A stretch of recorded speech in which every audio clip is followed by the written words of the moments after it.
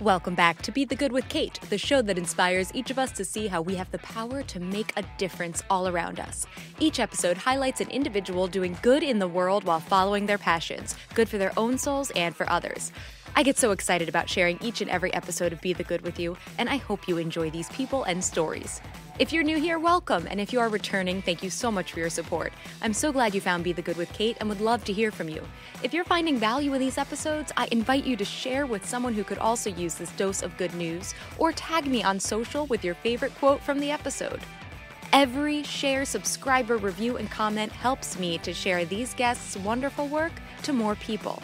Thank you for your help in this. Now, on to this week's episode.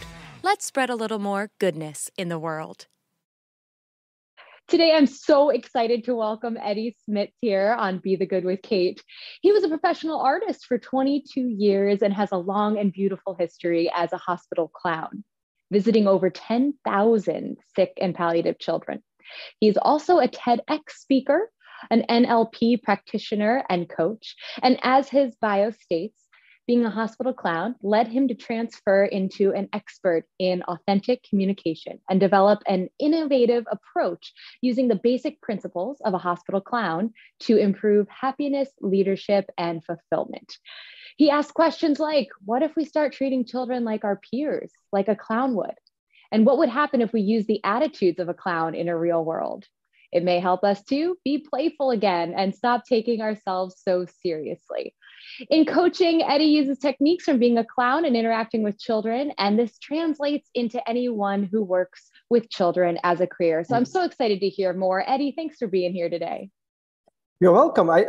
This was without a doubt the best introduction I ever had. So thank you for that. Well, how about that? Well, I have to tell everyone, you made it really easy for me because once you start looking up Eddy Smits, you find all sorts of great videos, great information. And it was hard to stop myself from going down that rabbit hole and just keep going, reading and watching, because it is such a fascinating thing, especially just how you've combined this, something that seems so very narrow, right? Going like being a hospital clown, like a very specific skill set, and you've made it into this whole career and how you've helped so many people. So before we get into too much, please just tell me everything else I left out about who you are and what you do in your own words. You did leave much out. So I'm originally from Belgium. I live in Nigeria for the moment, but I'm Belgian. And I started my career started as a teacher. That was the beginning of my professional career. I loved working with children. Didn't like the structure. Couldn't be creative as a teacher. So I literally, at some point, told my parents I want to be a clown. That was a little bit of a surprise. But I did start out before that as a puppeteer, actually, making theater for children as a puppeteer. But I got into this clowning, it at some point it fascinated me so much, especially the old movies like Laurel and Hardy and Buster Keaton and stuff, how they could make people laugh without sound, without saying anything, just by doing things. And I wanted to be like that. I wanted to be a clown. I didn't know what, didn't know how, didn't know anything about clowning.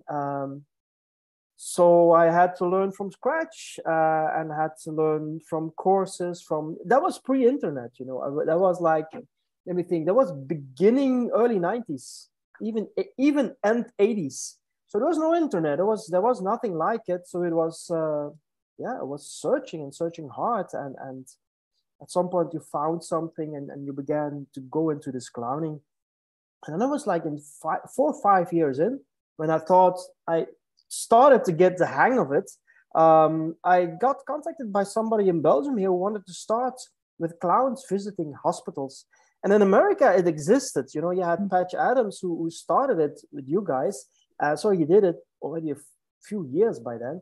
But in Belgium, nobody did it. So 2 clowns were chosen to do it out of a lot of clowns. And I was the lucky one. I was one of the 2. But I really didn't know. I mean, I could clown. I came to children's party and all this stuff. But then we went to hospitals and we asked, okay, what do we do or how do we do it? And these guys, the organization, they got some money together and they started it and said, we don't know, just do your thing. So we didn't really know what to expect. And the first months were really hard, because hospital clowning is a totally different animal as normal clowning, because sick children, they react in a totally different way than children who are healthy. When you enter a party or when you come on stage with healthy children, you're the light of the party and everybody starts laughing and shouting. You actually don't have to do anything. But in hospitals, these children are scared. They are in pain. At the last years of my career, I did palliative children, so they know they are about to die, sometimes literally within the week. So that's another kind of thing. And we soon found out that, my colleague and me back then, we soon found out that the difference was that it wasn't about us. You know, when you come in a party, it's about you, and everybody start to point their attention on you. But in hospitals, it's about the sick child. And we had to really think different and work different, and had to work hard in the beginning to connect with them, because most of the time they started crying. We didn't know what to do. And the things we did as a normal clown just didn't work. So the first months were really, were challenging, but were fun, but challenging. And at some point we got the heck of it. We got it under control, and we knew how, and we explored, and then it went up. The organization started with 2 clowns, and within 10 years we were 13 clowns. So yeah, but the beauty of the whole thing is that this hospital clowning totally changed my life.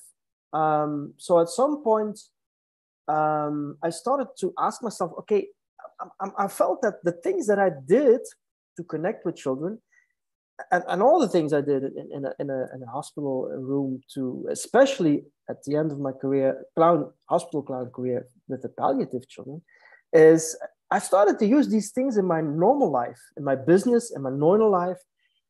And I found out there are some kind of universal truth. I mean, one of the things is a clown gets his success by failing, right?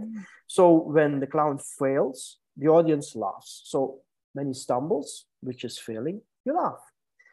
And if you pull this to real life, you know, the more you fail, the closer you are to your success. And if you keep on failing, success is inevitable. And that's one of the things, that's one of the principles that you can just revert to your life, to your business, to everything. And well, I've brought it down to 20 of these principles. I'm not going to tell all 20 of them, but that was the insight I got at some point. And well, then in 2015, I got a burnout. I was performing 22 years on stage, off stage, one-on-ones, hospital, everything on. And I got a serious burnout. I was like out for 2 years. And, you know, I did something with my passion for 22 years. Was all I had was my passion, threw all in. And then at some point, there was nothing. It was like, what are we going to do? What am I going to do? Fortunately, I started coaching. I started out as a life coach, then a career coach. That was like learning people to do what they loved. But now I'm very happy that I'm back to basics because I've also found out that when you coach people, you can also use these principles. So it's so back to business at this point for me. It's like the circle for me is again round, and I'm starting to do this work again with these principles of the clown, and I love it. I reach a lot of people. It's doing the good thing, right? That's why I love the title of your podcast so much. Well, thank you. So that's the story. That's the story. Oh, that's fantastic. And I love what you said too about how basically 2 different but not so different career choices, you know, going from the clowning world to the coaching world and putting them together. And that is, it's a theme that's come up a lot with guests too, of that idea of each step of the way, our career may change. Like it's never just one thing for our whole life, but they all feed into each other. over time. And it looks like you've had this brilliant way now of tying it all together for this next step. I want to go back real quick before we move on. The first time you went into a hospital, do you remember that feeling, and just how did you prepare, not knowing, not having anything to base this on? You set foot in a hospital as a clown, not even as yourself, and you were faced with sick children. Can you paint that picture of that day? Yeah. The thing, and this is going to be funny, funny in a not funny way. The thing we had the most difficulty with were the doctors and the nurses. Yeah. It took 3 to 4 years before they accepted us in the hospital. There was a lot of resistance from them. So I remember the first time we came in the hospital, we get like this faces. Oh, what are they coming to do here? What's this now? Clowns in the hospital? Are they crazy? Like this kind of attitude, literally. So that was the thing that struck me most when my first visit.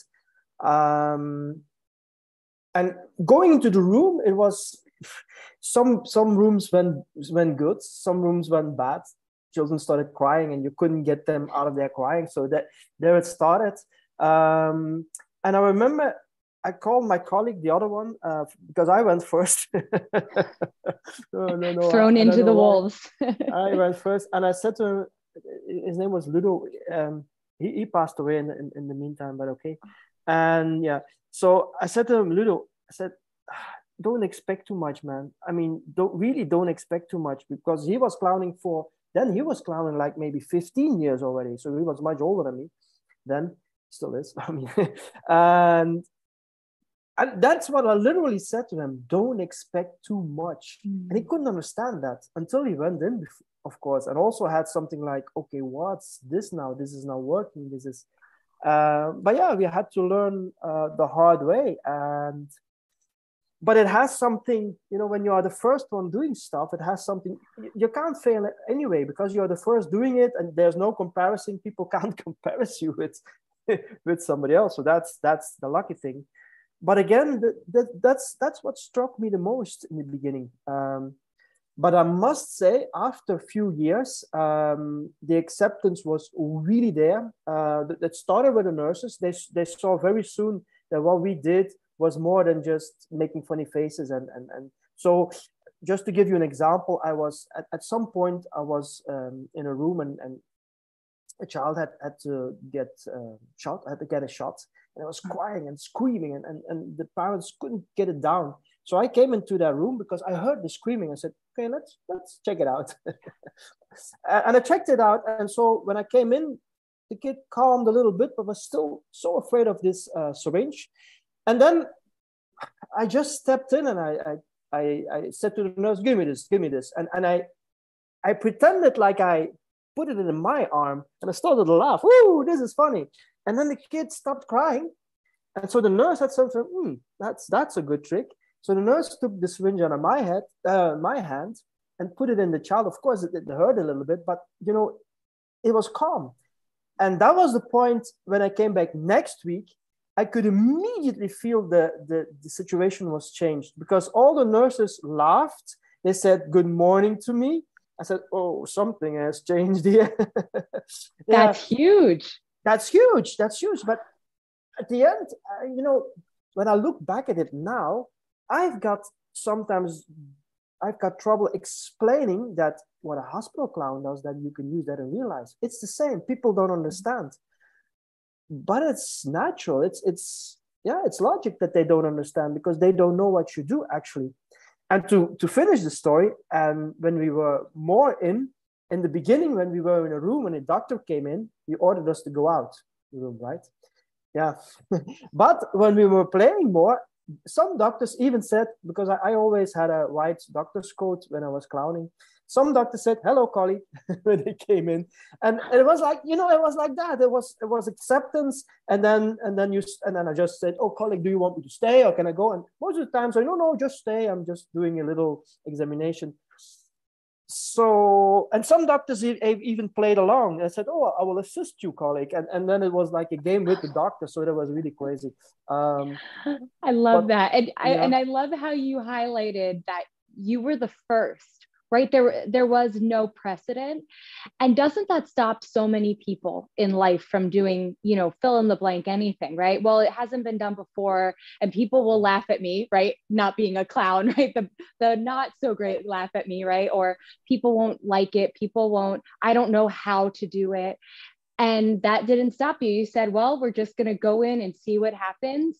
Yeah. And then even how you said, I heard crying, so I just went in to see if I could do something. You didn't know what you were going to do when you walked in. And these are such big things. And Yeah. even though I don't know if it was just your gut instinct to do it, but these are like huge life lessons for people, Yeah, but it was always like that.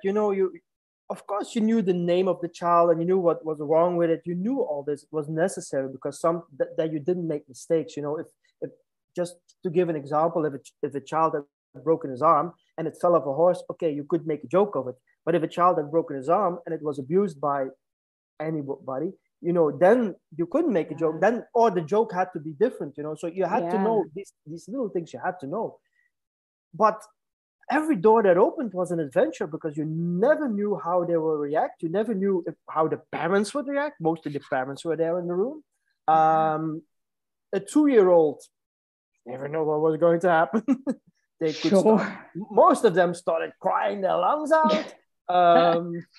But okay, that's and in the beginning, this we couldn't deal with it. But after a few years, it didn't matter what their reaction was. At the end, they were laughing, and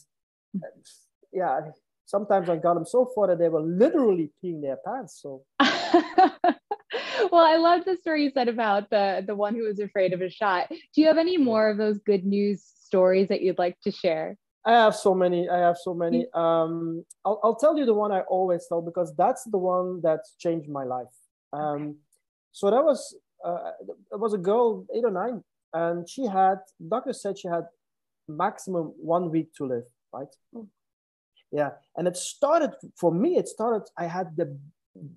I couldn't get into the room because the parents wouldn't let me. They literally said, we have enough problems now. We don't need a clown now. We don't need it because the whole family is in the room and you're not, actually they didn't say it literally, but they said, you're not welcome. And I could have given up there, but I didn't. So I told them, look, I'm not going in only for your child. I'm going in for the family. I'm going in for you because this is something you are going to, this is going to help you for the rest of your life. Of course, I took a chance because I didn't know, right? But what I did know was whatever was going on in the room, I could make a difference there. That I did know. So I went in and the atmosphere was really bad. The shades were down, so it was a little bit dark. The whole family was there, like 10 people in the room. Most of them are crying. But the funny thing is the child just sat on the bed and she was just looking around a little bit. That was a little bit off for me. So I just went in and sat beside her. Everyone was looking at me like, what's he doing here? But okay. So I just sat beside her. And at some point, I did nothing. And it seemed like an eternity, right? Yeah. So I had to do something. So I asked her, do you know why everybody is so sad in this room, right? As a clown. I was just curious.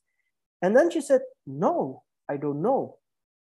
And that pulled me off a little. But I kept in my role and I said, okay, why is that? So she says, my parents told me that when I die, I will sleep forever. And I said, yeah, that's actually true, right? You'll sleep forever. And then she said, well, then I really don't know why everybody is so sad because sleeping is my favorite thing to do. Yeah. Oh. So that girl changed my life. I got a totally different perspective on children. The thing was, when she said that, it stayed quiet for maybe, I can't know how long, maybe 10 seconds. And then there was really a sigh of relief. And there was a smile. Some people started to smile. They started to talk to each other. They opened the windows. I'm serious now. They opened the windows, started to talk with the child. I said, okay, this is my cue. So as a clown, I was gone. I said, I did my work here. Wow. And until this day, I still get a Christmas card of these parents. Until this day. 3 days later, 3 days later, the child died. Mm. Yeah. So I did make a difference for the family and the parents. Yeah, I mean, this is of course a story that is really true to me and really, really close with me. But it's all these visits you do. At some point, you touch something, and you, yeah. At some point, I was in a mall, and I think a fellow of 18, I think it was 20 even, comes up to me and says, "Hey, I know you." I say, "Oh, okay, right. Yeah, you visited me when I was in hospital, that hospital. Yeah, it was so nice." And then he started talking about it. So like more than 10 years after the visit, he still remembered it vividly, what I did. And of course, I forgot a long time ago. But Yeah, they do. It all does apply. How you're now coaching with people and finding all these principles, because there's just, as hearing you talk about these things, I'm thinking, oh, that makes me think of, in life when this happens and when that happens. And just the idea of being there for someone, even when you don't know what you're going to say. Now, tell me more about, now that you are going into coaching and you have been working with people who work with children, what has that been like? What kind of different, maybe learning curves and different challenges, transferring the skills to something new, or anything that you'd like to yeah. share from that? So let me first say this: parents, children. I'm growing out of that. I'm going to tell you why. I'll tell that first. Because my vision is, I need to, if I want to change something with children, I need to change something with adults. Because then it rubs off. If you change children, if you coach, for example, children, it has an effect, it has a good effect, but then they encounter adults again and it's gone. So I really need to focus on adults to help children. So that's the first thing. Fantastic. Yeah. Concerning parents, which is a special kind of adults, there's one thing: they don't need to take parenting so seriously. Let me explain you why. Because they don't know what's going to happen. Nobody knows. When I was a kid, the first phone I saw was this big thing with this dial and this horn. When you throw it too hard at somebody, you could kill somebody. That was our phone, right? Now 5-year-olds have a phone in their pocket who is more capable of doing things than the computers who send the first rocket to the moon. We can't predict the future. We cannot. But still, we assume that we do. And we say to our children, literally, don't do this, don't do that. Don't go study this. This is not good for you. But we don't know. And if we can, a clown doesn't take things too seriously. That's not because they aren't serious. It's another thing. But if you take things too seriously, then you're going to constantly correct children. And when you correct, you don't connect. Instead of saying, I use it all the time. Instead of saying, don't watch TV all the time, why don't you say, hey, I've got some games for you. Maybe we can play this. It doesn't work. Children don't hear the word no or not. We don't either it too. Let me tell you something very simple. Okay, don't think about the pink elephant. Right. Right. Everybody thinks about. We don't hear the don't. So children too, if you say don't do this, they don't hear the don't. No. They just literally don't hear it. And then we are angry and then we say, my child doesn't listen. He does listen, but you're the one that's doing things wrong. So that's the thing with the parents. And I'm not going to say that read parenting books and go, because they are really valuable. But at the end, when you refer it back to your children, don't take it all too serious and see what your child needs. And maybe some child needs to be educated really strictly, but another one, merely you have to let it loose. And so you have to and that's what we clowns do in hospitals. We see what's going on and we act accordingly to that. And we don't have a set of rules with which we come into rule and we say, okay, now we're going to do this, now we're going to do this, now we're going to do this. But parents often do this with their children. Before you are 12, you're not getting a cell phone from us. Okay, that's good, but where do you get the rule? Where does it come from? these stupid things that adults push upon children, and that they don't even know where they get it. You know Well, what it's I mean? interesting too, because there's so many other aspects of life that I feel like we get hung up on things like that, even with, oh, I won't be happy until I weigh this many pounds, or Exactly. if by the time I'm this age, I have to be here in my career. Exactly. There is, so I'm not surprised that has also, happens with talking to children. Like, we can't do this because I don't know. That's just how it is, whereas you said each individual is different, Yeah. each situation is different, and taking into account that particular child in that particular moment. Absolutely. We make ourselves unhappy. It's we that make ourselves unhappy. It's as simple as that. And with the same energy, you can make yourself happy. It's just a choice. It's really a choice you make. And I learned that after my burnout. I learned it the hard way. I really learned it the hard way. I was miserable for 2 years, and it was my fault, my own fault. So yeah, it's as simple as that, actually. Yeah.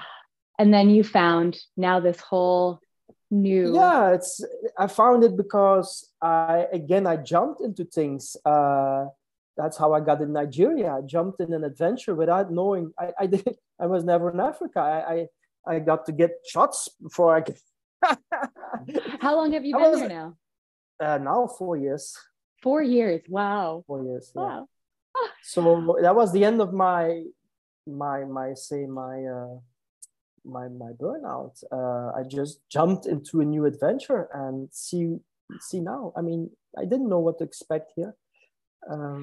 But yeah. If our conversation was a book, I'm just like highlighting. There's been so many quotable moments. Yeah. But I have one more question for you, Eddy. Now, if someone came to you, and maybe they even have already, and said, I want to make a difference. I want to positively impact the people around me, but I don't know where to start. Is there any advice you'd give them? Yeah. Look in the mirror. Ooh. Start with that one. And just be honest to yourself. Start with yourself. It's the only way. It's really the only way. I call it the airplane principle. You hear the stewardess say, in case of an emergency, please put the mask on yourself first and then help other people. Yes. It's exactly the same. You can't help other people if you have no oxygen mask. You'll die be And it's the same with if you want to impact people, if that's your goal in life, right? Start with yourself. And even if you don't want to impact people, start with yourself and you'll impact people automatically. Eddy, I have so loved hearing from you today. Thank you. Please tell everyone where we can find you online, where we can learn more about your coaching and your services, and just follow you for more. Yeah, my website is most interesting. It's eddysmits.com. Follow me on LinkedIn. I'm on Facebook. You'll find me.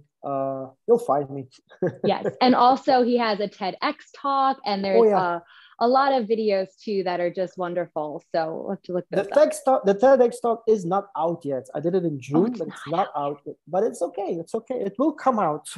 Okay. I saw the post about it. So we know it's coming. Maybe by the time the podcast airs, I'll be able to link it in the show notes. Probably. Yeah. Okay. Yeah. Great. Well, Eddy, thank you for your time and for what you do. It's really my pleasure, Kate. And again, it's so wonderful, your podcast. I love the title. So good luck with that. Really. Thank you. Thanks so much for listening to Be the Good with Kate Chericello. Whether you're listening on YouTube or via podcast, it would mean the world if you liked, subscribed, and or left a review. You heard about the good? Now go out and be the good in your life this week. If you have stories of good news that need to be shared, please send me a message. Thanks again, and have a great week.